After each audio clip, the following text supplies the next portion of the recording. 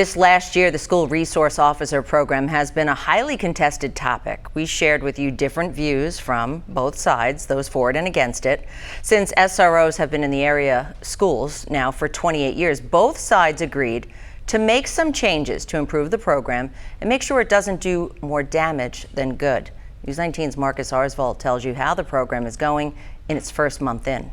School resource officers are down people. They are a little bit busier just because for the mere fact that they went from 5 down to 3, but also the type of calls that we're seeing early on in the school year are concerning. It's too soon to pinpoint if it's the pandemic or exactly what's caused more bad behavior, but Officer Giovanna Nedland, or SRO Joe, tries to leave the protests and political noise behind to focus on the kids. I can't say it doesn't hurt, it did, but I just need to know I'm doing what's best for them. The school district tried to make improvements by changing what SROs wear. Instead of typical uniforms, it's a polo and khakis without any visible weapons. It's different. I've been called a PE teacher a few times. Like, oh, you're not the PE teacher? I'm like, no, nothing against PE teachers, love them. She makes it fun. From serving in the cafeteria to sitting in on science labs, she says it's about being a resource for students. I can't let that other stuff affect